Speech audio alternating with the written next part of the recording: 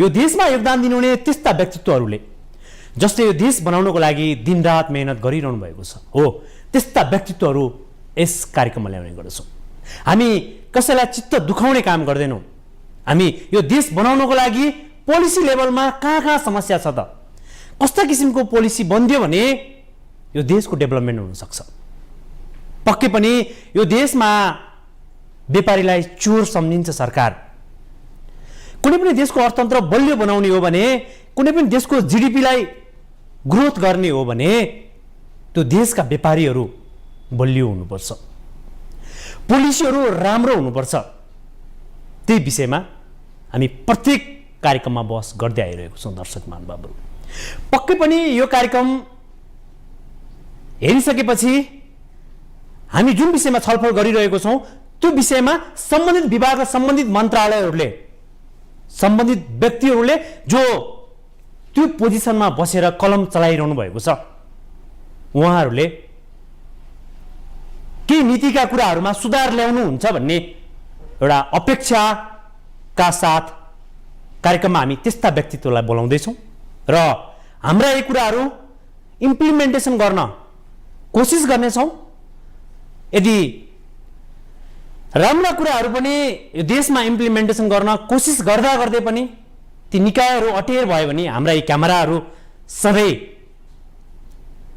तिनै व्यक्तिहरू जसले देशको लागि राम्रो गर्न चाहिरहेको छैनन् त्यसका अगाडि क्यामेराहरू खडा भइरहनेछन्। हामी कार्यक्रममा देखाइरहनेछौँ। दर्शक महानुभावहरू, आज हामी त्यस्ता व्यक्तिहरूसँग विशेष कुराकानी गर्नेछौँ।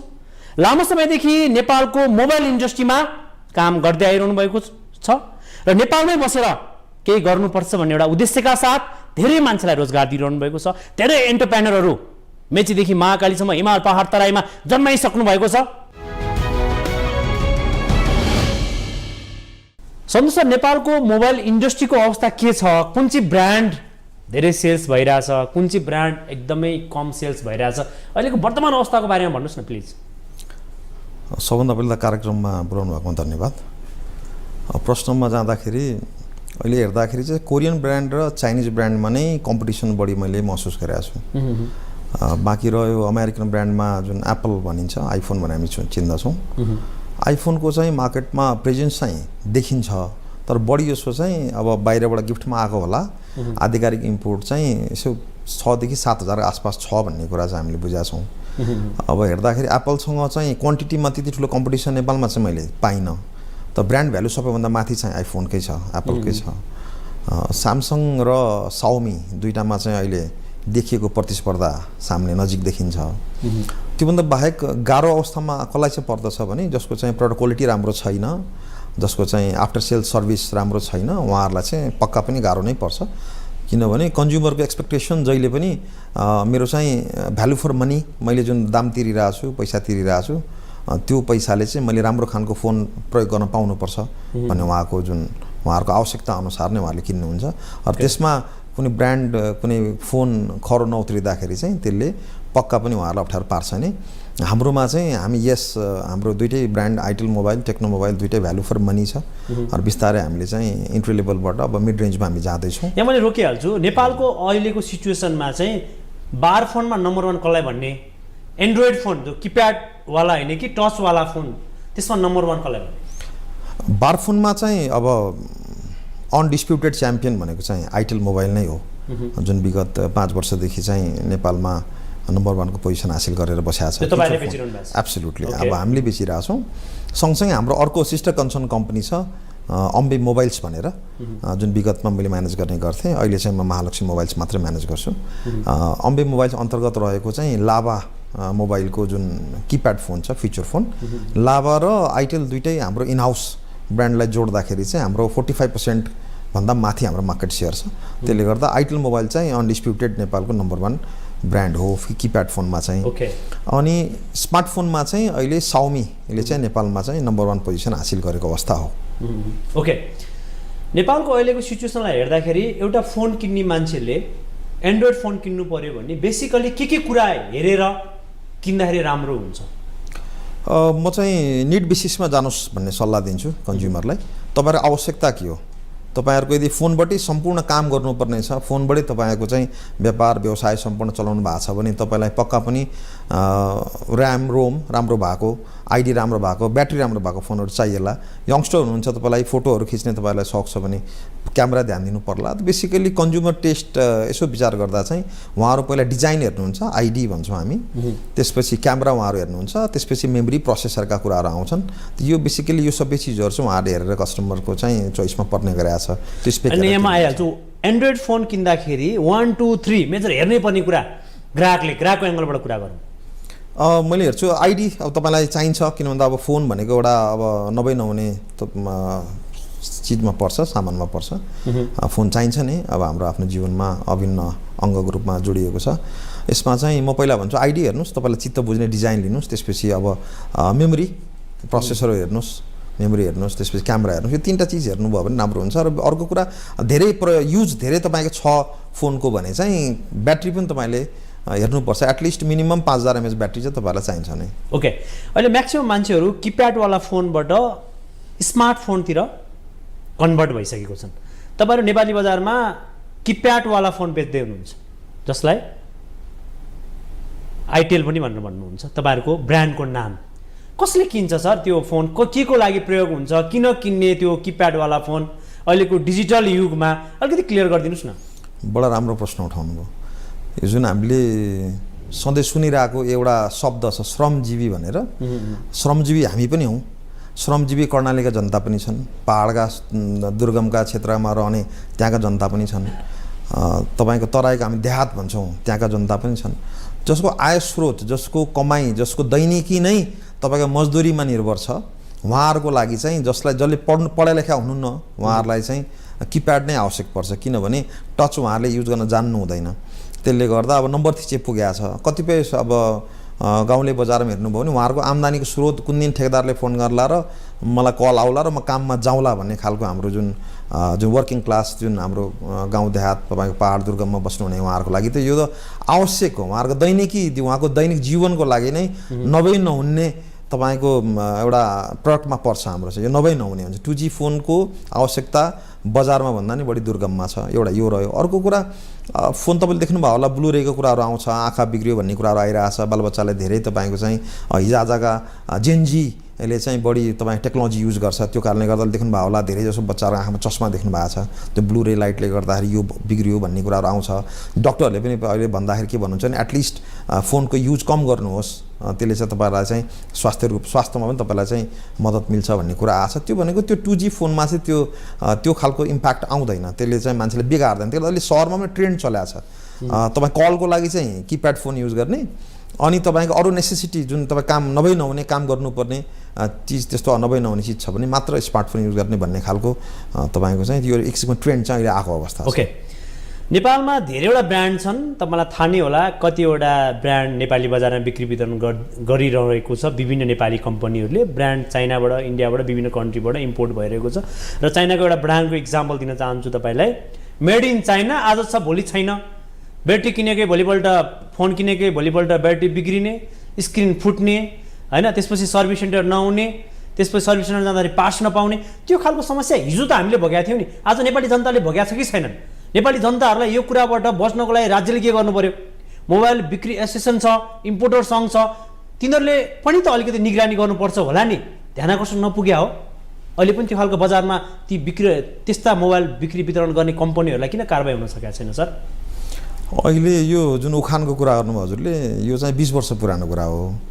अब समय चेन्ज भइसक्यो। तपाईको चाइनालाई चाहिँ ग्लोबल म्यानुफ्याक्चरिङ हब भनेर मानिन्छ। आइफोन पनि चाइना नै बन्छ। अहिले तपाईको जति पनि तपाईको ठुलो कम्पनीहरु देख्नु भएको छ स्मार्टफोन बनाउने, वर्ल्ड वाइड ग्लोबल सप्लायरहरु सप्लाईमा जुन देख्नु भएको छ ब्रान्डहरु सबै तपाईको चाइनामै बन्छ। त्यो चाइना जुन मोबाइल फोनको टोटल इकोसिस्टम नै चाइनामा छ अहिले। चाइनाबाट 72% म्यानुफ्याक्चर भएर बल्ल वर्ल्ड वाइड सप्लाई हुने गरेको छ। तर यो चीज चाहिँ अहिलेको अवस्थामा होइन। तर यो यथार्थ के हो भने चाहिँ हाम्रो नेपाली व्यापारी नै चाइनामा गएर सबैभन्दा सस्तो, सबैभन्दा तपाईको चाहिँ लो क्वालिटीको फोन किनेर ल्याएर बेच्नुहुन्छ, त्यो चाहिँ अपराध हो। हेर्नुस्, त्यो चाहिँ नेपाली जनता माथिको त्यो धेरै ठुलो अपराधको रूपमा मैले मान्दछु म आफै पनि Okay. किनभने तपाईँको आज क्षणिक स्वार्थको लागि आजको तपाईँको नाफाको लागि तपाईँले धेरै ठुलो तपाईँले चाहिँ धोका दिइरहनु भएको छ नेपाली जनतालाई त्यो चाहिँ हो त्यसमा चाहिँ नेपाल सरकारको निगरानी पनि हुनुपर्छ कारबाही पनि हुनुपर्छ अहिले पनि तपाईँले हेर्नुभयो भने जुन तपाईँको अहिले एनटिएमा जुन दर्ता हुन जाने जुन आइएमआईहरू छ त्योभन्दा पहिला चाहिँ टाइप अप्रुभल लिनुपर्ने हुन्छ त्यो टाइप अप्रुभलमा पनि तपाईँ देख्नुभयो धेरै किसिमको कम्पनीहरूले चाहिँ त्यो मलाई लाग्दैन कि जेन्युन डकुमेन्ट त्यहाँ सबमिट गरे होला त्यो धेरैवटा तपाईँको चाहिँ कम्पनीहरूले अझै पनि म देख्दछु त्यहाँ चाहिँ तपाईँको त्यो डकुमेन्टको उहाँहरू देख्नु भएको छ तपाईँले ट्रेन्ड अहिले फरक परेको छ जेन्युन प्रडक्ट ल्याउने हो भने तपाईँको सी सर्टिफिकेट हामीले सबमिट गर्नुपर्ने हुन्छ त्यसको अन्तर्राष्ट्रिय मापदण्डहरू छन् त्यसको लागि तपाईँको ठुलो खर्च लाग्छ त कतिपय कम्पनीहरू जुन साना कम्पनीहरू छन् जसले चाहिँ जुन ल्याएर बिक्री गर्नु भएको छ उहाँहरूमा म पक्का पनि केही समस्या छ किन उहाँले लो क्वालिटी प्रडक्ट ल्याउनुहुन्छ अब सर्टिफिकेसनमा उहाँहरूको इस्यु रहन्छ ल्याएर लो क्वालिटी प्रडक्ट बेचेपछि सस्तोमा बेच्नुहुन्छ र कन्ज्युमरले सस्तो पायो भन्ने किन्दाखेरि यसले के हुने भयो भने उहाँहरूमाथि धोका हुने भयो एक किसिमको यो चाहिँ फ्रड हुने भयो उहाँहरू ग्राहकले किन्दाखेरि ब्रान्ड हेरेर किन्नु पर्यो घरनाले बेचिरहेछ सर्भिस सेन्टर छ कि छैन सबै कुरा हेर्नु पर्यो हैन त यसको मतलब म एउटा कुरा सबभन्दा पहिला त तपाईँले कसैको कुरा पत्याउनु भन्दा पहिला आफैले पहिला जाँच्नुहोस् तपाईँको आवश्यकता पूर्ति गर्ने खालको यो फोन हो कि होइन म ब्रान्ड पर्टिकुलर यो ब्रान्डमा जान्न किन सबैको फोन राम्रै होला तर जसको चाहिँ एकदमै सस्तोमा बेचिरहनु भएको छ उहाँहरूको चाहिँ अलिकति तपाईँहरू चाहिँ ध्यान दिनुहोस् किनभने सर्भिस सेन्टर छ कि छैन कति वर्ष पुरानो कम्पनी हो कतिको लगानी लिएर काम गरिरहेछ उहाँहरूले चाहिँ कस्तो खालको चाहिँ नेपालमा वातावरण बनाउनु भएको छ ट्रस्टेबल छन् कि छैनन् त्यो कुराहरू पनि अलिकति विचार गर्नु चाहिँ पर्ला जस्तै हाम्रो कुरा गर्नुभयो भने हामीले सस्तोमा दियो भन्ने हाम्रो नेपालमा 50वटा सर्भिस सेन्टर छ अहिले हाम्रो अहिले तपाईँको मदर वेयर हाउस हाम्रो अहिले काठमाडौँमा राखेर हामी नेपालभरि पार्ट सप्लाई गरिरहेको छौँ 50वटा सर्भिस सेन्टरमा हाम्रो तपाईँको चाहिँ नेपालको सबभन्दा ठुलो सर्भिस सेन्टर हामीले आफैले यहाँ सञ्चालन गर्छौँ टेकुमा जसले चाहिँ नेपालभरिको तपाईँको चाहिँ नेपालभरि नबन्न सकेका चिजहरू हामी ल्याएर बनाउँछौँ र हामीले अहिले यो सर्भिस सेन्टरभित्रै जोडिहालेँ सर्भिस सेन्टरमा जाँदाखेरि पार्ट्स छैन वारेन्टीमा परेन भनेर फर्काइएको केसहरू पनि छ हाम्रा ग्राहकहरूलाई र दर्शक महानुभावहरूले कार्यक्रम हेर्दै गर्दा मोबाइलको वारेन्टीभित्र के कुराहरू पर्छ र ग्राहकले के कुरा क्लेम गर्ने सर्भिस सेन्टरभित्र छिरेर वारेन्टीभित्र पर्ने कुराहरू चाहिँ अलिकति क्लियर गरिदिनुहोस् न यो कुरा पनि म्यानुफ्याक्चरिङ डिफेक्ट भनेर जुन चिनिन्छ जुन फोन प्रयोग गर्दै जाने क्रममा जुन तपाईँको चाहिँ डिस्प्लेले काम नगर्ने वा तपाईँ फोनले राम्रोसँग फङ्सन नगर्ने त्यो म्यानुफ्याक्चरिङ डिफेक्टमा आउँछ त हाम्रो चाहिँ के छ भने आज फोन किन्नुभयो ग्राहकले 7 दिनभित्रमा डिफेक्ट आयो भने हामी नयाँ साट्छौँ 100 दिनभित्रमा बिग्रियो भने हामी फोन अर्को तपाईँ त्यो हामीले एउटा ड्याप सेट भन्छौँ हामीले त्यसलाई हामीले फेरि 100 दिनभित्रमा हामी साट्छौँ भनेपछि 7 दिनभित्रमा चाहिँ जे तपाईँले बट्टा सहित किन्नुभयो हामीले त्यही सेम टु सेम साट्छौँ 7 दिनभित्रमा 100 दिनभित्रमा चाहिँ हामी के गर्छौँ भित्रको फोन हामी साटिदिन्छौँ ओके र बाँकी 12 महिनाभित्रमा चाहिँ तपाईँको कुनै म्यानुफ्याक्चरिङ डिफेक्ट देखियो भने हामी त्यसलाई इन वारेन्टी भन्छौँ कस्तोलाई चाहिँ मानिँदैन भने जस्तै फिजिकल ड्यामेज जस्तै फुटाएर ल्याउनु भयो तपाईँले पानीमा तपाईँको चोपलेर ल्याउनु भयो त्यसले चाहिँ पुरै तपाईँको सर्किट सर्ट भएको छ भने त्यस्तो अवस्थामा तपाईँको मानवीय त्रुटिबाट बिग्रेको फोनहरू छन् भने चाहिँ उसलाई चाहिँ हामीले चाहिँ नन वारेन्टी भन्छौँ जसलाई बनाउनु चाहिँ बनाइदिन्छौँ फेरि त्यसको सर्टेन चार्ज लाग्छ मिनिमम हामीले चार्ज लिएर हामी बनाइदिने गर्छौँ 12 महिनाभित्र चाहिँ फ्री भयो 100 दिनभित्रमा बिग्रिया छ भने चाहिँ हामी आइटेल होस् टेक्नोस हामी साटिदिन्छौँ ओके तपाईँ आउनुभन्दा अगाडि एउटा रिसर्च गरेका थियौँ तपाईँहरू लगायत धेरैवटा नेपालका मोबाइलका सर्भिस सेन्टरहरूले चाहिँ 200-300% स्पेयर पार्ट्समा प्रफिट राखेर नेपाली जनतालाई ठगेको भन्ने कुरा हाम्रो टिमले रिसर्चबाट फाइन्ड आउट गरेको थियो के सर त्यो मार्जिन हुन्छ नि स्पेयर पार्ट्सको मार्जिन 200% लिन पाइन्छ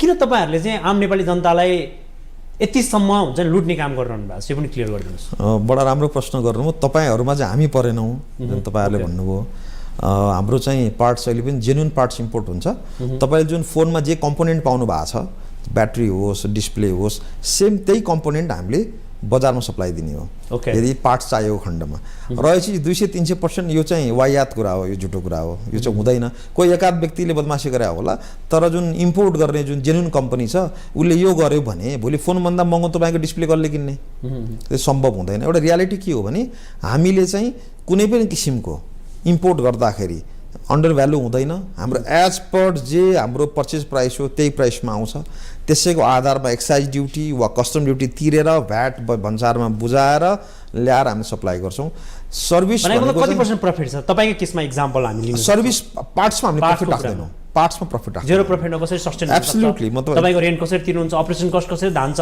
यो पनि क्लियर गरिदिनु। यस्तो छ हेर्नुहोस्, सर्भिस सेन्टर भनेको सर्भिसको लागि राख्यो हो। हाम्रो सेल्स हाम्रो त्यो मोटो होइन थियो। हाम्रो इन्टेन्सन चाहिँ यो बेचेर यसबाट प्रफिट कमाउने भन्ने होइन। तपाईँले के बुझ्नु होला भने हामीले 12 महिनाको वारेन्टी दिइरहेछौँ, त्यसमा बिग्रेर आउने जुन फोन छ त्यसमा हामीले कम्पोनेन्ट दिने हो, हामीले सर्भिस दिने हो, हामीले सेवा दिने हो, त्यसमा प्रफिट हुँदैन। सेवामा हामीले चाहिँ के गर्छौँ भने जे हाम्रो बिग्रेर आएको छ पार्ट्स कम्पोनेन्ट त्यो हामीले के चेन्ज गरेर हामीले कस्टमरलाई सर्भिस दिने हो, त्यसको लागि मात्र हुन्छ। पार्ट्स बेच्ने हाम्रो कुनै पनि किसिमको हाम्रो प्लान पनि छैन र हामीले त्यो बेच्ने गरे पनि छैनौँ। र यो चिज अब नन वारेन्टीमा छ भने चाहिँ त्यो कन्डिसनमा हामीले सर्टेन हामीले पार्ट्स हामीले बफर राखेका हुन्छौँ, ताकि नन वारेन्टीमा फिजिकल ड्यामेज भएर आयो भने चाहिँ हामीले त्यो रिपेयर गरिदिन्छौँ। त्यसको जुन नोमिनल चार्ज जो लाग्छ त्यो लाग्छ। तपाईँलाई के लाग्दछ भने तपाईँले चाइनामा अब तपाईँ अब धेरै बुझेको मान्छे, तपाईँलाई अब वाइन इन्डस्ट्रीको बारेमा राम्रो आइडिया पनि छ। चाइनामा जानुभयो भने तपाईँलाई कस्तो कुन रेटको तपाईँलाई के पार्ट चाहियो भन्ने हुन्छ। A grade, B grade, C grade कुन क्वालिटीको तपाईँलाई पार्ट चाहियो। हाम्रो 100% ए ग्रेड स्टक हुन्छ, ए ग्रेड कम्पोनेन्ट हुन्छ, त्यसको प्राइस पनि माथि हुन्छ। र त्यो हामीले कम्प्लिट गभर्मेन्टको ट्याक्स सहित हामीले नेपालमा ल्यान्डिङ कस्ट निकाल्दाखेरि बजारभन्दा अलिक केही माथि देखिन्छ, राइट। मार्केटमा चाहिँ अब सबैलाई हेर्नुहोस् यो ओपन मार्केट छ, म बी ग्रेड सी ग्रेडको ल्याएर पनि बेच्छु भन्ने पाउने अधिकार छ सबैलाई, उहाँले बेच्न पाउनु पनि भयो। त्यसले गर्दा उहाँहरूको कम्पोनेन्ट र हाम्रो कम्पोनेन्ट दाँजेर हेर्नुहोस्, हाम्रो क्वालिटी जहिले पनि माथि रहन्छ, किनभने हामीले जेन्युन पार्ट्स मात्र इम्पोर्ट गर्छौँ। ओके, नेपालमा प्रडक्ट इम्पोर्ट गर्ने, मोबाइल इम्पोर्ट गर्ने इम्पोर्टरहरूले आफूलाई मनलाग्दी मार्जिन राख्ने, डिलरलाई लिमिटेड मार्जिन दिने, अनि त्यही डिलरको चाहिँ बिजी क्लेम गरिदिने, यो खालको ट्रेन्ड चलिरहेछ, जुन तपाईँलाई पनि प्र्याक्टिकल लाइफमा तपाईँहरूले पनि इम्प्लिमेन्टेसन गर्नुभयो होला। यो के राइट हो? र डिलरले आफ्नो मार्जिन पनि छोडेर रिटेलमा सामान पठाउँछ, रिटेलले मार्जिन राखेर मजाले बेच्छ, उधारोमा डिलरले रिटेललाई दिइरहेको हुन्छ, डिलरको पैसा बजारबाट उठ्दैन। यता ब्याङ्क ग्यारेन्टी पनि क्लेम हुन्छ, त्यो डिलर नेपाल छोडेर विदेशीमा बाध्य सिचुएसन हामीले देखेको छौँ। धेरैवटा डिलरहरू नेपालमा मोबाइलको बिजनेसै छोड्नुपर्ने अवस्था पनि आएको छ। यस्तो अवस्थामा तपाईँहरू जस्तो इम्पोर्टरको कस्तो खालको रोल हुन्छ त्यो डिलरलाई बचाउनको लागि, बिजी क्लेम नगर्नको लागि, सस्टेन गर्नको लागि? अलिकति क्लियर गरिदिनुहोस् न। बडा राम्रो कुरा गर्नुभयो। इन्डस्ट्री बुझेको मान्छेले मात्रै बोल्छ। सबभन्दा पहिला तपाईँले त एउटा मोबाइल इन्डस्ट्री इकोसिस्टम बुझ्नुपर्ने हुन्छ। इकोसिस्टममा स्टार्ट कहाँबाट हुन्छ भने पहिला प्रोडक्सनबाट हुन्छ। प्रोडक्सन हुन्छ फ्याक्ट्रीको कुरा गरौँ, एक्जाम्पल हाम्रै कुरा गर्दा ट्रान्सन होल्डिङको कुरा गरेँ मैले। ट्रान्सन होल्डिङ भनेको प्यारेन्ट कम्पनी भन्छौँ हामीले यहाँ भन्दाखेरि, किनभने हामीले उहाँहरूसँग सामान लिने हो। त्यो ब्रान्ड उहाँहरूको आइटेल मोबाइल होस्, टेक्नो मोबाइल होस्, यो दुइटै ब्रान्ड ट्रान्सन होल्डिङ अन्तर्गत पर्दछ। त उहाँहरू भनेको सप्लायर भयो हाम्रो लागि, नेपालको लागि। उहाँ भनेको फ्याक्ट्री हुनुभयो। उहाँहरूले हामीलाई सामान दिँदाखेरि हामीसँग अलरेडी एउटा एग्रिमेन्ट भएको हुन्छ कि सर्टेन स्मल मार्जिनमा काम गर्नुपर्ने भन्ने हुन्छ। किनभने तपाईँले एउटा बुझ्नुभयो होला, जसको चाहिँ फास्ट टर्नओभर हुन्छ, हाई टर्नओभर हुन्छ, त्यस्तो खालको बिजनेसमा जहिले पनि प्रफिट सानो हुन्छ है, र जसको टर्नओभर सानो हुन्छ उसको प्रफिटेबिलिटी हाई हुन्छ। त्यसले गर्दा हामी पऱ्यौँ एकदम फास्ट टर्नओभर हुने र हाई टर्नओभर हुने तपाईँको चाहिँ इन्डस्ट्रीमा पऱ्यौँ। त्यसले गर्दा हाम्रो मार्जिन जहिले पनि सानो हुन्छ। अब सानो मार्जिनमा काम गर्ने बित्तिकै हामीले नेपालमा कति पर्सेन्ट मार्जिन हुन्छ भनिदिनुहोस्? म तपाईँलाई आउँदैछु, म यसको विषयमा क्ल्यारिटी दिन्छु। जस्तै अहिले मैले सामान कुनै किनेँ भने मैले के गर्छु भने साइट एलसी दिन्छु म है। त्यो भनेको मैले जुन दिन डिस्प्याच त्यहाँबाट त्यो दिन उहाँहरूले त्यसको हप्ता दिनभित्रमा फ्याक्ट्रीले पैसा पाइसक्छ। अब त्यसपछि ट्याक्स, ट्रान्सपोर्टेसन सबै कुराहरू हाम्रो क्यास इन्भल्भ हुन्छ। भनेपछि मेरो गोदाममा सामान पस्नुभन्दा पहिला हाम्रो 100% क्यास इन्भल्भ भइसकेका हुन्छ, हामीले इन्भेस्ट गरिसकेका हुन्छौँ, ठिक। त्यसपछि हामीले उधारो दिन्छौँ। 30 दिन 60 दिन भन्ने हुन्छ। अब नर्मली इन्डस्ट्रीमा चलेको भने 21 देखि 30 दिन भन्ने हुन्छ। हाम्रो पनि 30 देखि 35 दिनको हामीले क्रेडिट टर्म्स राख्छौँ। तर हामीले तजबिजमा मार्केट हेरेर, ठाउँ हेरेर, अब तपाईँको डिस्ट्रिब्युटरको स्ट्रेन्थ हेरेर हामी त्यो अनुसारले क्रेडिट फेसिलिटी हामी दिने गर्छौँ। त्यो क्रेडिट भनेपछि कसरी बुझ्नु पऱ्यो भने यो उधार हो। त उहाँहरूलाई हामीले आफ्नो टाउकोमा ब्याज बोकेर उहाँहरूलाई हामीले लगानी गरिदिएर आउँछौँ, सहयोग गरिदिएर आउँछौँ। र उहाँहरूले पनि आफ्नो सम्पूर्ण धितो बजारमा धितोलाई ब्याङ्कमा राखेर उहाँहरूले ब्याङ्क ग्यारेन्टी बनाएर हामीलाई दिनुहुन्छ। त यो टर्म्स भयो, एउटा हामी बिचको सम्झौता समझदारीमा हामीले अगाडि बढेर काम गरिरहेको हुन्छौँ। अब सबैजना तपाईँको जेन्युन पनि हुन्नन्, इम्पोर्टर पनि नहोलान्, डिस्ट्रिब्युटर पनि नहोलान्, इभन बजारमा हाम्रो साथीहरू पनि नहोलान्, बेच्ने विक्रेता साथीहरू पनि। तर जो जेन्युन हुनुहुन्छ उहाँहरूलाई समस्या पर्दैन। तर जसले चाहिँ मानौँ अब हामीसँग टर्म्समा 30 दिन 40 दिनको एउटा क्रेडिटमा टर्म्स भएको छ, तर तपाईँ 150 दिनसम्म पैसा दिनुहुन्न, 200 दिन 300 दिनसम्म पैसा दिनुहुन्न भने अब जुन दिन तपाईँले यो थाहा पाउनुहुन्छ कि तपाईँले मलाई उधार दिनुभएको छ व्यापार गर्नुहोस् भनेर आफ्नो टाउकोमा ब्याज बोकेर है ब्याङ्कको ब्याज टाउकोमा बोक्नु भएको छ तपाईँले मलाई लगानी गरिदिनु भएको छ कि तपाईँहरू यसमा व्यापारमा रोटेसन गर्नुहोस् र तपाईँ यसबाट बेनिफिट लिनुहोस् भनेर तपाईँले मलाई दिनुभयो उधार हो। मैले के गरेँ भने त्यो सामान बेचेँ तपाईँले मलाई पैसा दिइनँ मैले गएर कतै घर किनिदिएँ मैले कतै गएर गाडी किनिदिएँ मैले आफ्नो सौख पुरा गर्नपट्टि लागेँ। अब अहिलेको जमानामा निर्व्याजी लगानी भन्ने हुन्छ त कहीँ हुँदैन। अब तपाईँले टाउकोमा बोकेर मलाई लगानी गरिदिनु भएको छ भने मेरो धर्म के त भन्दा म बजारमा जान्छु मेहनत गर्छु साथीहरूलाई पनि त्यहाँ मोटिभेट गर्छु र सामान बिक्री भएपछि म तपाईँलाई फिर्ता गर्छु अनि फेरि अर्को सामान झिकाउँछु। अब तपाईँले सामान पनि म तपाईँसँग सामान पनि लिन्न तपाईँ पैसा पनि दिन्न। त्यो अवस्थामा तपाईँले के गर्नुहुन्छ एउटा समझदारीमा आउनुहुन्छ मिटिङ गर्नुहुन्छ बस्नुहुन्छ ल है साथी अब यसरी चाहिँ काम नगरौँ अब एकचोटिलाई चाहिँ तपाईँहरूले चाहिँ रोटेसन मिलाएर चाहिँ हाम्रो पैसा फिर्ता गर्नुहोस् भन्ने हुन्छ टर्म्स।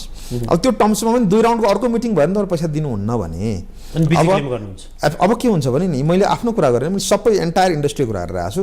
त्यो बेलामा तपाईँले मेरो पैसा खाइदिइसक्नुभयो म 1 वर्षदेखि ब्याज बोकिरहेको छु 8 वर्षदेखि ब्याज बोकिरहेको छु भने त्यो अवस्थामा मर्नु कि तपाईँको भएको तपाईँको चाहिँ बिजीबाट मैले आफ्नो पैसा रिकभर गर्ने दिनुहुन्छ भने को चाहिँ पागल भएको छ र कुन चाहिँ इम्पोर्टर पागल भएको छ कि तपाईँको बिजी क्लेम गर्न किन जाने रिलेसन किन बिगार्ने वाइ के छ तपाईँलाई तपाईँको ब्याङ्क ग्यारेन्टी क्लेम गरेर के चाहिँ हुनेवाला छ र है। र अर्को कुरा एउटा तपाईँ यहाँ रोकिहाल्छु तपाईँहरूले त कसैलाई डिस्ट्रिब्युटर दिँदा डिलर दिँदाखेरि एनालाइसिस गर्नुहुन्छ होला नि उसको प्रोफाइल के छ उसको ब्याकग्राउन्ड के छ उसको फिनान्सियल डिसिप्लिन के छ भनेर हावातामा तपाईँहरू दिनुहुन्छ।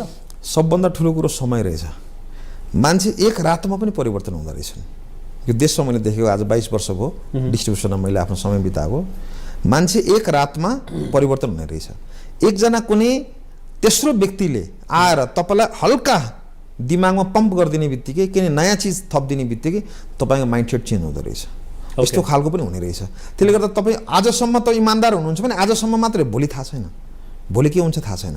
त सबैजना गलत भनिदिने होइन 100मा 90 राम्रै होलान् तर कोही साथीहरू जसले चाहिँ जान बिगार्ने प्रयास गर्नुभयो भने हामीले आफूलाई जोगाउने हाम्रो पनि त अधिकार छ हामी पनि त जोगिनु पर्ला हैन हामी पनि सिद्धिनु त भएन नि त त्यो कन्डिसन मात्र। अर्को कुरा तपाईँहरुमा एउटा चाहिँ के पनि तपाईले बुझ्नुपर्छ पत्रकारिता क्षेत्रको एउटा ठुलो नाम तपाईँ पनि हो तपाईले पनि चाहिँ के बुझ्नुपर्ने हुन्छ भने बिजी भने के हो it's a bank guarantee. Bank guarantee तपाईले मलाई दिनु भएको छ भने त्यसमा तपाईको ब्याज लाग्दैन एउटा सानो सर्भिस चार्ज मात्र लिन्छ ब्याङ्कले त्यो बाबत ब्याङ्क ग्यारेन्टी बस्दिएको तपाईको दितो लिएर ठीक।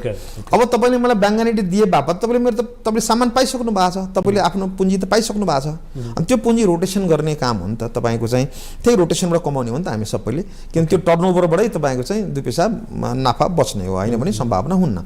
अब ब्याङ्क ग्यारेन्टी बाबत तपाईले सामान पाइसक्नु भएको छ त्यो रोटेसन भएको छैन भने त्यहाँ चाहिँ बसेर दुईटा अर्गनाइजेसन बसेर चाहिँ एउटा अन्डरस्ट्यान्डिङमा आउनुपर्ने हुन्छ। र बिजी क्लेमका कुराहरू हाम्रो भनेको कहिलेकाहीँ रेयरली 2-4 वर्ष 6 वर्षमा कहिलेकाहीँ हुने चिज मात्र हो त्यो पनि एक्सट्रिम भएको खण्डमा।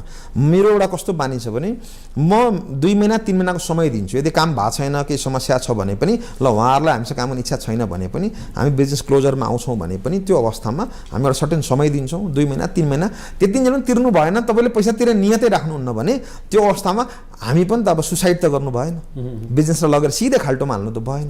त्यो कन्डिसनमा हामीले आफूलाई प्रोटेक्ट गर्नको लागि लिइने त कदम मात्र हो 100मा 79 को कहिले पनि क्लेम हुँदैन। जो जेन्युन हुन्छ जसले जान गल्ती गर्नुहुन्छ उहाँले हामीलाई बिगार्ने प्रयास गर्नुहुन्छ त्यो अवस्थामा हामी जोगिने एउटा बाटो मात्र हो। ओके नेपालमा डिलर लिने मोबाइल डिलर लिने अथवा नेपालमा मोबाइल पसल खोल्छु भनेर जो बसिरहनु भएको छ सोचेर बसिरहनु भएको छ उहाँहरूलाई कसरी मोटिभेसन गर्नुहुन्छ उहाँहरूलाई कि कति इन्भेस्टमेन्ट चाहिन्छ इनिसियल फेजमा कति रिटर्न गर्न सक्ने इन्भाइरोमेन्ट क्रिएट हुन्छ अलिकति क्लियर गरिदिनुहोस् न।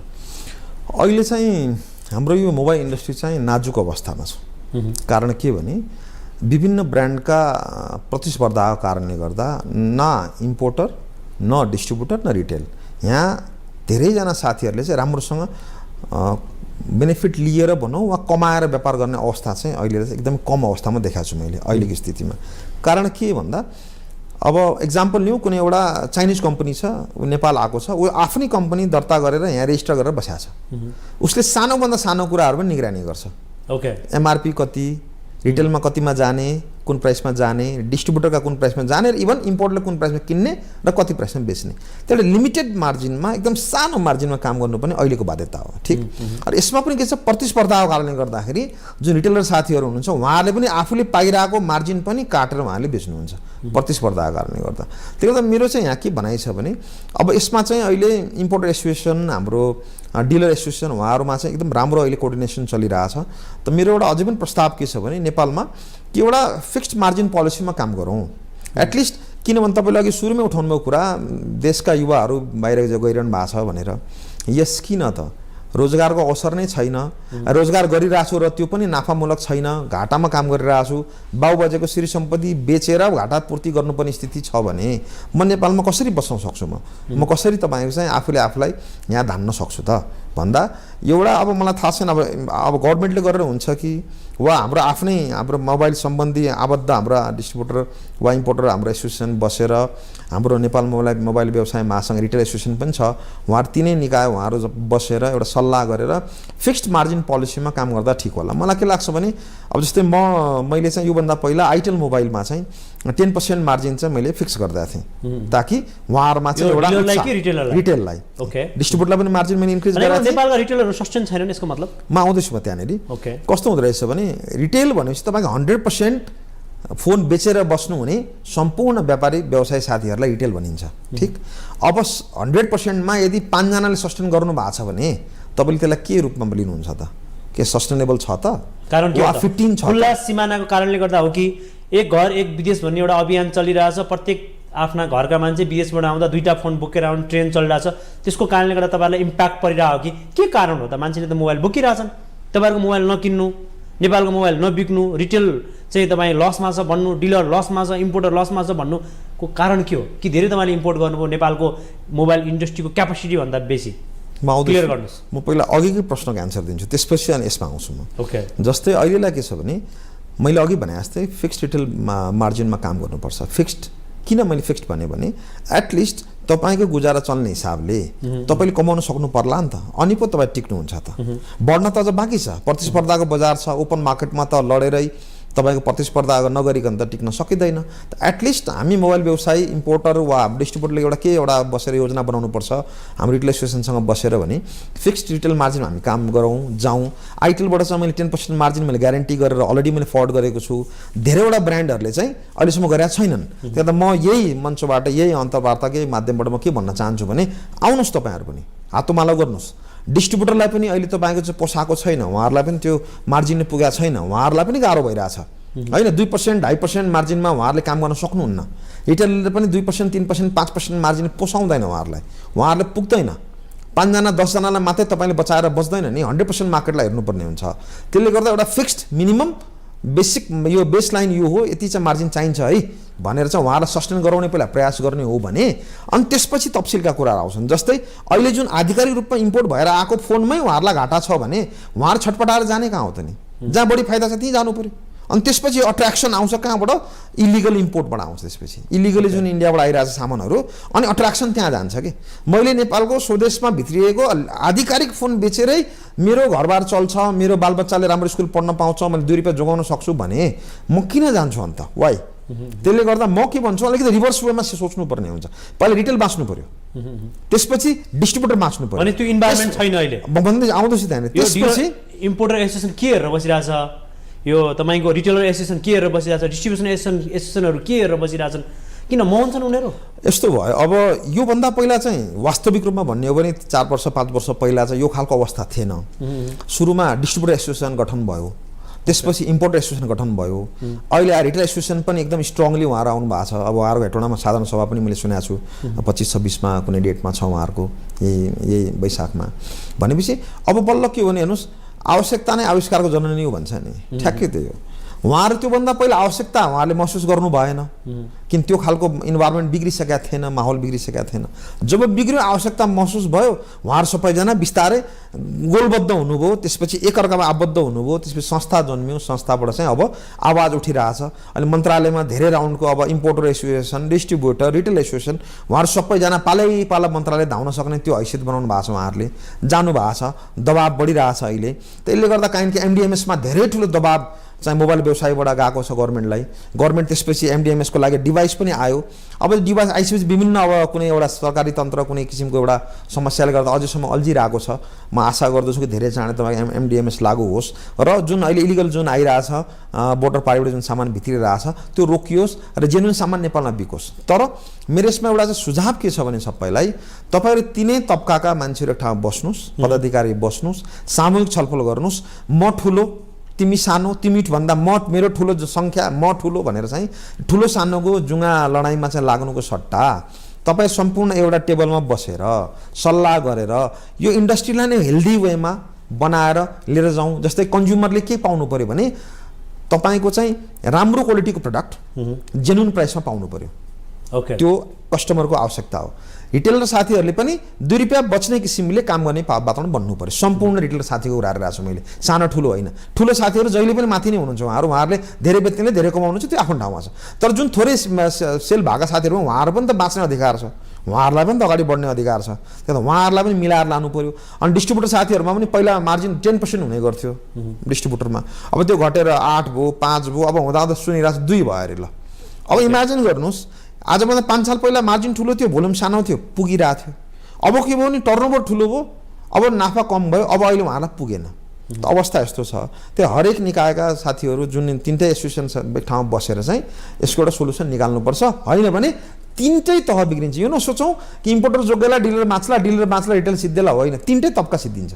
यो चाहिँ नेपालमा चाहिँ मोबाइल इन्डस्ट्रीमा कति मान्छे रोजगार पाइरहेछन् प्रत्यक्ष अप्रत्यक्ष रूपमा, त्यो पनि क्लियर गरिदिनुहोस् न। यानि कि 3टै तहलाई बचाउनको लागि कतै न कतै नेपालको अर्थतन्त्रमा पनि इम्प्याक्ट हुन्छ पोजिटिभ। यदि त्यो बाँच्यो भने पोजिटिभ इम्प्याक्ट हुन्छ, 3टै तह धराशायी भयो भने अर्थतन्त्र पनि बिग्रिने सिचुएसन हुन्छ र धेरै मान्छे बेरोजगार हुन्छन्, देशबाट विदेशिन बाध्य छ। दिनको 2000 भन्दा बेसी अन्तर्राष्ट्रिय एयरपोर्टबाट विदेशिन बाध्य छन्। धेरै मान्छेले यहाँ रोजगार पाइरहँदा अझै रोजगार बढाउने खालको इन्भाइरोमेन्ट क्रिएट गर्नको लागि कति इन्डस्ट्री कतिको हो, मोबाइल इन्डस्ट्री, एन्ड्रोइड एन्ड बार फोनको, र कति मान्छे रोजगार पाइरहनु भएको छ आजको दिनमा क्लियर गरिदिनुहोस्।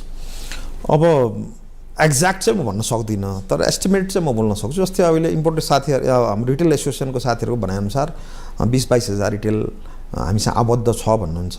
यदि 20-22 हजार उहाँहरू हो भने 700-800 त डिस्ट्रिब्युटर पनि हुनुहुन्छ उहाँहरू, 23 हजार मानौँ, इम्पोर्टर पनि छन् 40-45 जना भने सम्पूर्ण उहाँहरूको कर्मचारी जोड्दा मेरो हिसाब मलाई के लाग्छ भने मोबाइलमा आबद्ध चाहिँ 60-70 हजार जति हुनुहुन्छ होला।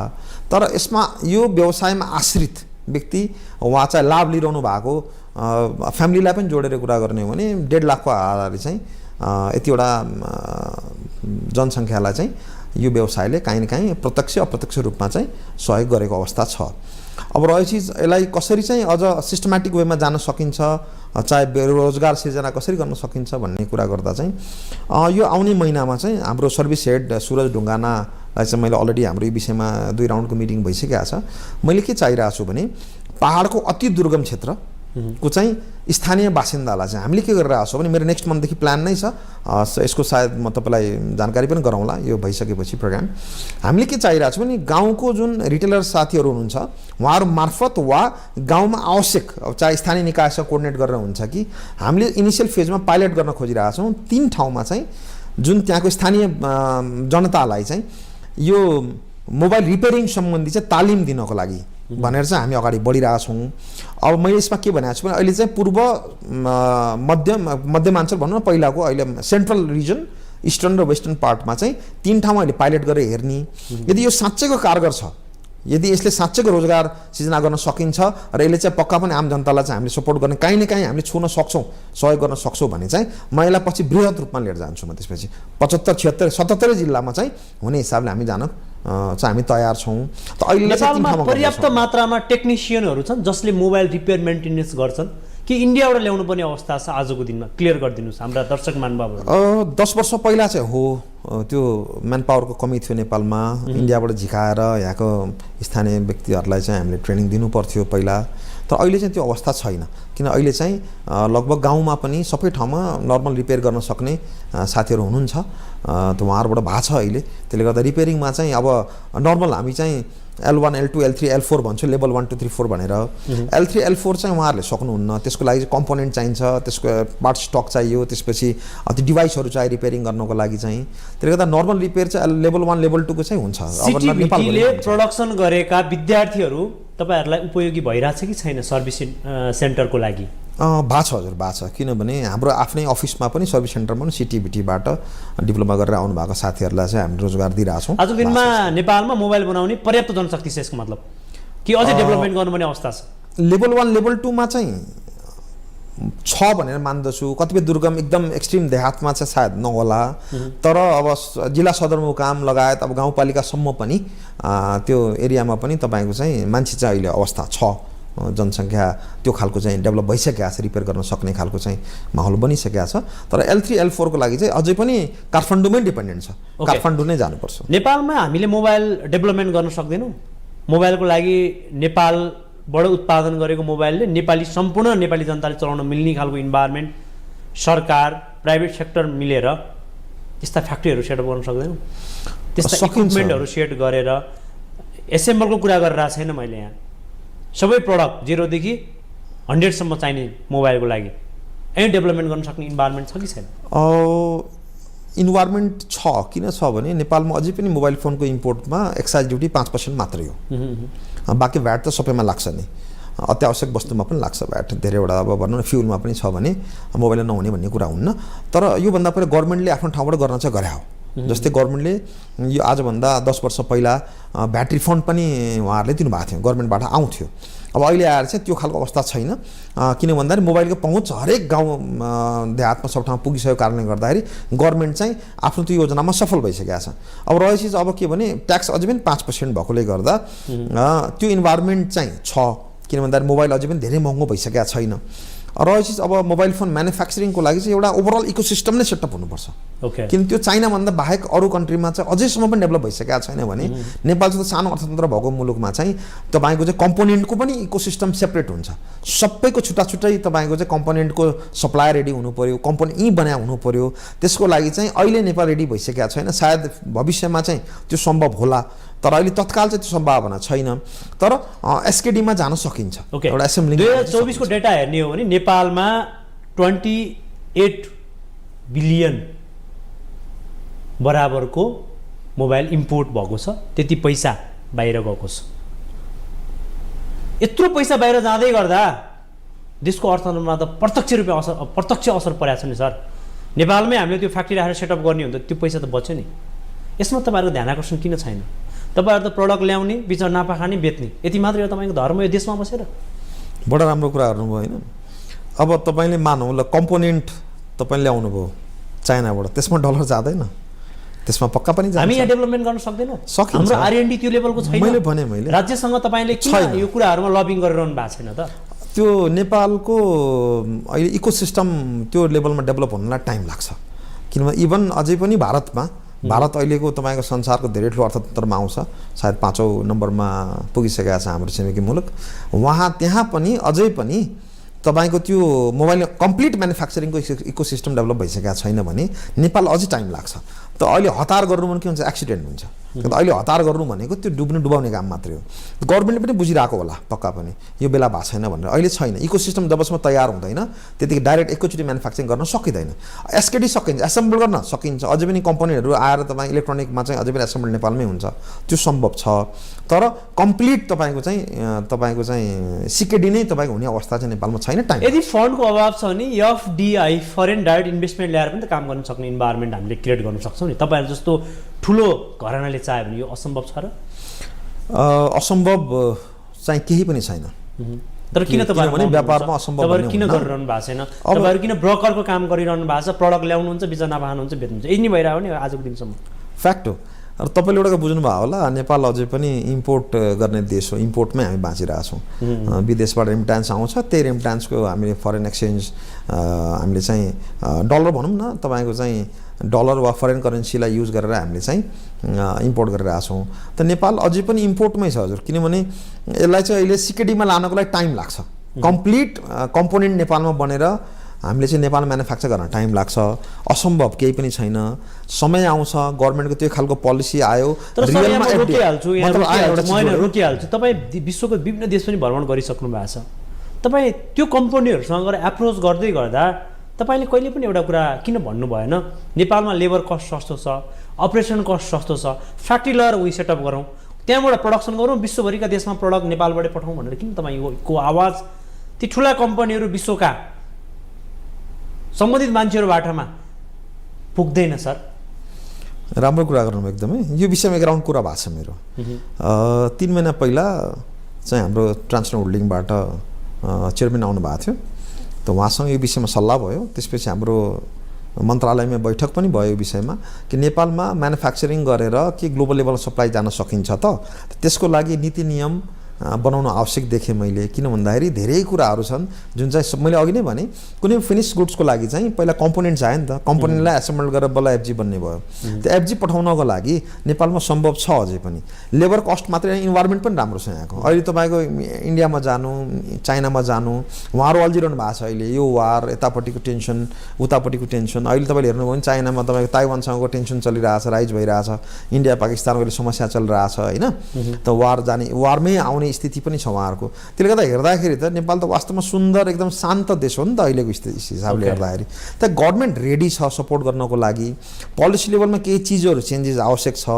यदि त्यो हुने हो भने हामी वास्तवमा एउटा फ्याक्ट्री सेटअप गरेर इलेक्ट्रोनिक गुड्स चाहिँ हामी सप्लाई दिन सक्छौँ। सुरुमा सायद भारत हुनसक्छ पहिलो बजार, त्यसपछि हामी अरू मुलुकमा पनि जान सक्छौँ। त्यो विषयमा चाहिँ हाम्रो एक चरणको कुराकानी भएको छ।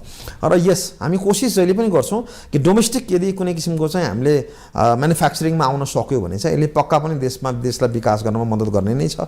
इम्पोर्ट बेस्ड नभएर एक्सपोर्ट बेस्ड हुने कन्ट्री मात्रै अगाडि बढेको चाहिँ हाम्रो अगाडि जगजाहेर नै छ। त्यसले गर्दा त्यो समय पनि आउला, यसको लागि पक्का पनि अब हाम्रा ठुला लिडरहरूले यसको विषयमा सोच्नु भयो होला, त्यो समय पनि चाँडै आउला। ओके, बार फोनमा ई सिम किन चल्दैन? टेक्नोलोजी नै बनाएको छैन त्यसको लागि। हेर्नुहोस् किन तपाईँले यो कुरा किन एप्रोच गर्नुहुन्छ उताबाट प्रडक्ट ल्याउँदाखेरि? एउटा चिज चाहिँ हामीले आइटिएलमा यो कुरा किन इम्प्लिमेन्टेसन छैन? टेक्नोमा यो कुरा किन इम्प्लिमेन्टेसन छैन? एउटा चिज आयो हजुर, अहिले जस्तै हाई एन्ड तपाईँको चाहिँ फोनमा चाहिँ ई सिम सपोर्ट गर्छ। जस्तै स्यामसङको हाई एन्डमा, तपाईँको एप्पलको तपाईँको आइफोनमा चाहिँ ई सिम सपोर्ट गर्छ। त्योभन्दा मुनिको टेक्नोलोजी एकदम कस्टली हुन्छ हाल्ने भने, त्यो बिच हामीले चाहिँ त्यो कस्ट जोडेर हामीले काम गर्ने हो भने मार्केटमा प्राइस इन्क्रिज हुन्छ। 2Gमा चाहिँ टेक्नोलोजी चाहिँ पोसिबल छ? किप्याडवाला फोनमा ई सिम लागू गर्न पोसिबल छ कि? किप्याडमा अहिले चाहिँ छैन। फ्याक्ट्रीसँग कुरा गरिरहनु भएको छ? यो विषयमा भएको छैन। 4G फिचर फोन चाहिँ हामी धेरै चाँडै लन्च गरिरहेका छौँ। ओके, किन भन्दाखेरि अब जमाना 4G को 5G को आइसक्यो। 5G को टेस्टिङहरू चलिरहेछ नेपालमा अहिले। 4G चाहिँ नेपालको हरेक कुना काप्चामा अहिले पुगिसकेको छ भने हामी 4Gमा किन नजाने भनेर धेरै चाँडै हामी 4G फिचर फोन चाहिँ हामी लन्च गरिरहेछौँ आइटेलमा। तर 4Gमा चाहिँ ई सिम चाहिँ लाग्ने सम्भावना अझै पनि छैन। पछि टेक्नोलोजी चेन्ज भएर फ्युचरमा टेक्नोलोजी एड होला 2Gमा। तर मलाई जहाँसम्म लाग्छ जुन दिन त्यो सिचुएसन आउँछ तबसम्म 2G फेज आउट भइसक्छ। त्यसले गर्दा यो स्मार्टफोनमा मात्रै सम्भव हुने कुरा हो चाहिँ। ओके, सरकारले केही समय अगाडिदेखि MDMA सिस्टम लागू गर्ने भनेर 2 वर्ष अगाडिदेखिबाट पत्र पनि काटेको थियो। चोरी पैठारी भइरहेको छ नाकाहरूबाट, र विदेशबाट आउने दाजुभाइ दिदीबहिनीले पनि 2, 3, 4, 5 फोनसम्म ल्याउने खालको इन्भाइरोमेन्ट क्रिएट भइरहेको छ।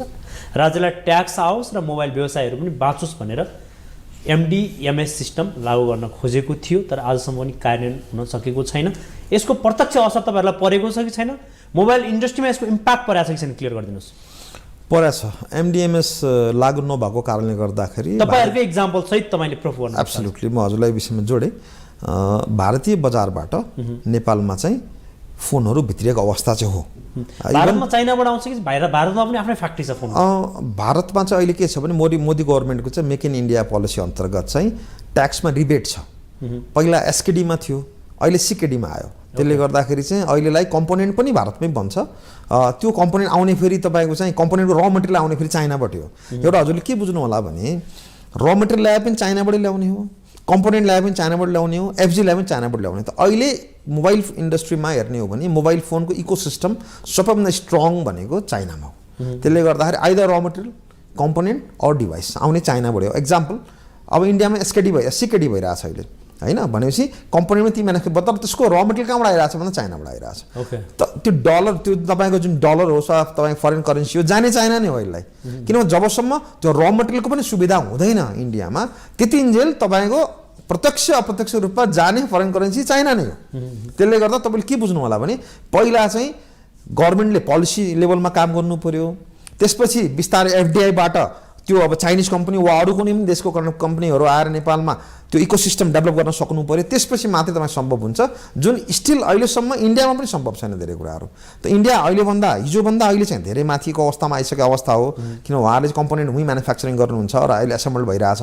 त्यसले गर्दा पनि कस्टमा अलिकति कम भएको र रिबेट आउने भएकोले गर्दाखेरि उहाँहरूको कस्टिङ कम हुने भएकोले गर्दा पनि नेपालमा चाहिँ उहाँहरूको सप्लाई छ। र अर्को पनि के छ फ्याक्टर भने नेपालमा के छ भने सानो बिजनेस भएकोले गर्दा, सानो भोल्युम भएकोले गर्दाखेरि एउटा चाहिँ हाम्रो प्राइस फरक छ अलिकति इन्डिया र नेपालमा चाहिँ फरक छ। इन्डियामा चाहिँ सानो मार्जिनमा काम हुन्छ, त्यहाँ तपाईँको चाहिँ ट्याक्स रिबेटको कारणले गर्दाखेरि पनि त्यहाँको कस्ट कम छ। त्यसले गर्दा नेपालभन्दा हाम्रो एफजी आउने भएकोले गर्दा कम्प्लिट एफजीमा हाम्रो ट्याक्स लाग्ने, त्यसले गर्दा हाम्रो चाहिँ ल्यान्डिङ कस्ट र सेल्स प्राइस अलिकति माथि हुन्छ इन्डियाभन्दा। त्यो ग्याप भएको कारणले गर्दाखेरि इन्डियाबाट नेपाल आउने हो। ओके, तपाईँ त मोबाइल कम्पनीको सिइओ पनि हुनुहुन्छ। केही समय अगाडि हाम्रो देशका गृहमन्त्रीले भन्नुभयो यदि यो देशमा गणतन्त्र नभएर राजतन्त्र भएको भए मोबाइल पनि जनताले चलाउन पाउँदैन थिए भनेर। तपाईँलाई के लाग्छ यो वर्ल्ड वाइड टेक्नोलोजीको डेभलपमेन्टसँगै नेपाली जनताले यदि देशमा राजतन्त्र भएको भए मोबाइल चलाउन पाउँथे कि पाउँदैन थिए?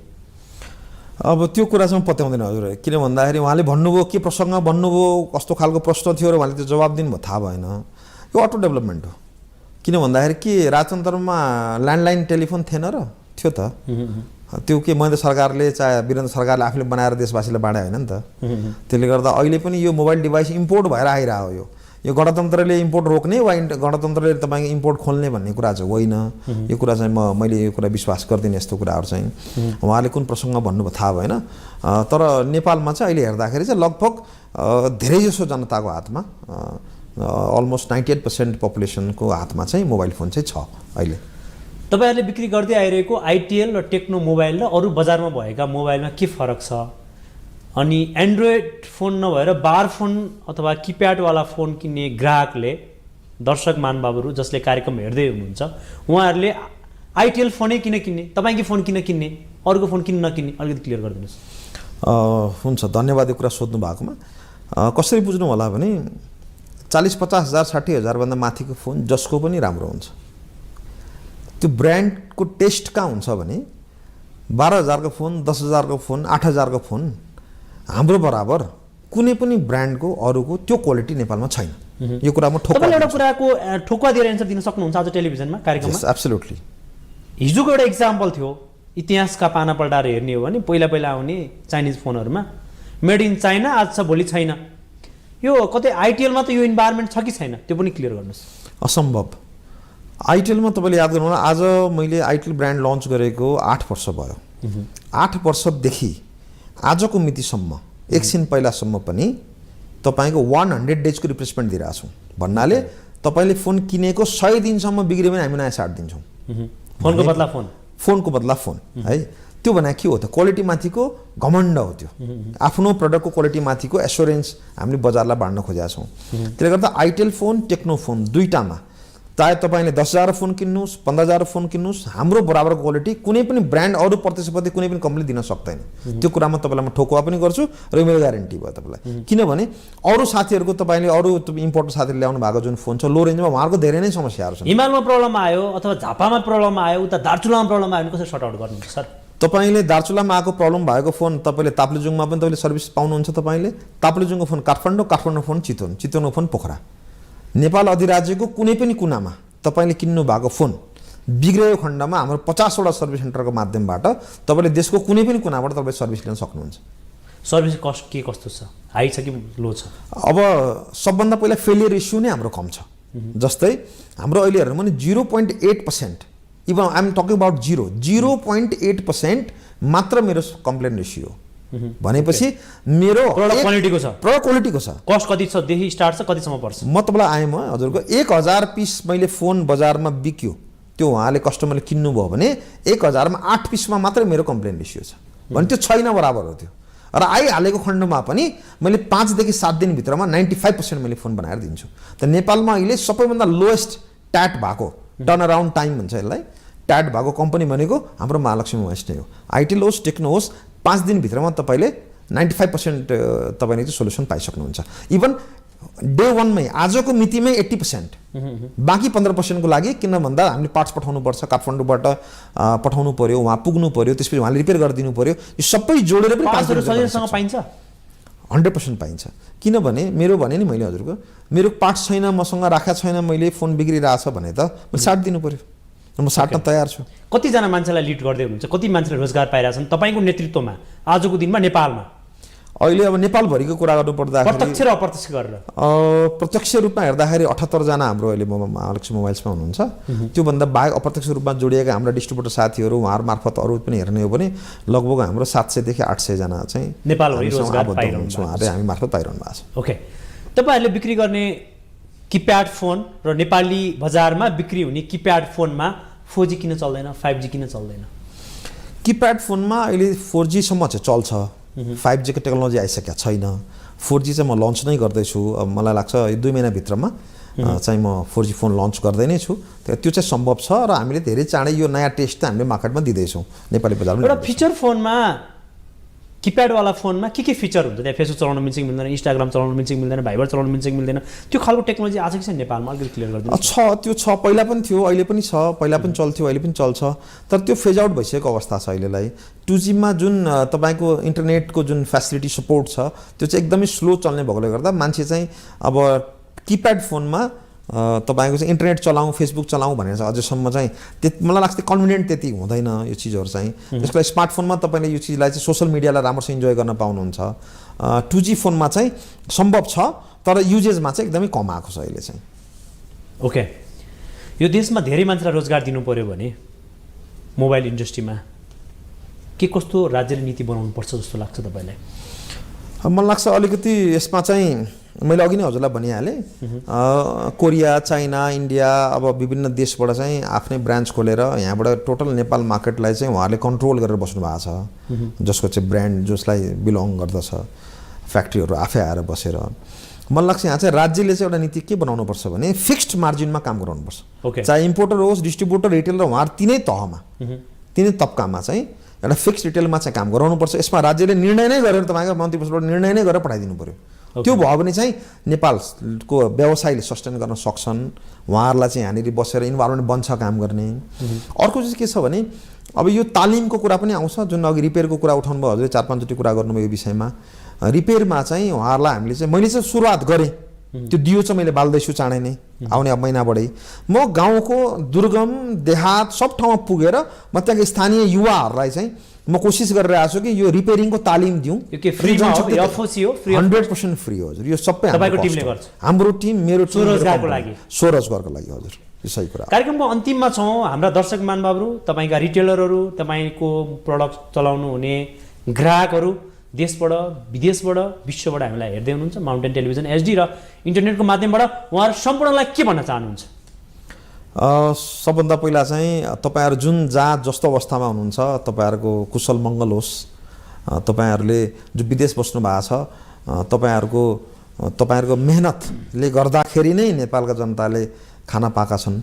उहाँहरूले चाहिँ यो एउटा जीविकोपार्जन चलिरहेछ यहाँनिर। त सबभन्दा पहिला चाहिँ रोजगारको लागि विदेशी हुने साथीहरूलाई हृदयदेखि नमन। तपाईँहरूको सहयोग सपोर्टको कारणले गर्दाखेरि अर्थतन्त्र चलाए मान्छे नेपालमा।